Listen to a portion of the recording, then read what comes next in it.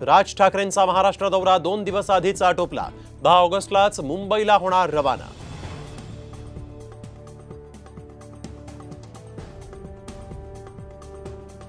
दिल्ली दौऱ्यात उद्धव ठाकरेंनी घेतली केजरीवाल कुटुंबियांची भेट।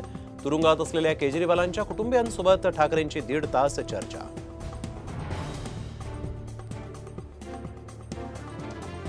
हिंगोलीत राज ठाकरेंच्या स्वागतादरम्यान शासकीय विश्रामगृहात गोंधळ। ग्रिल तुटल्यामुळे कार्यकर्तेही खाली कोसळले।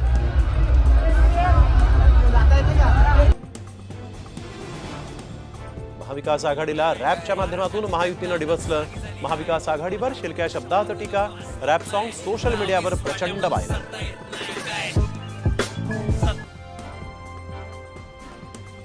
बांगलादेशमध्ये अजूनही 19,000 भारतीय अडकले।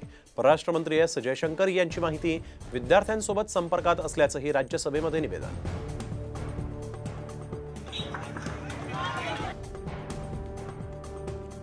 विनेश फोगाटची व्यावसायिक कुस्तीतून निवृत्तीची घोषणा।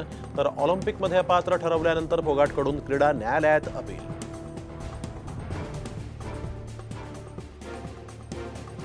ठाण्यात हरिनिवास सर्कलमध्ये ठाकरेंच्या शिवसेनेकडून फलकबाजी। जिल्हा प्रमुख केदार दिघेंनी एकनाथ शिंदेंना डिवचलं।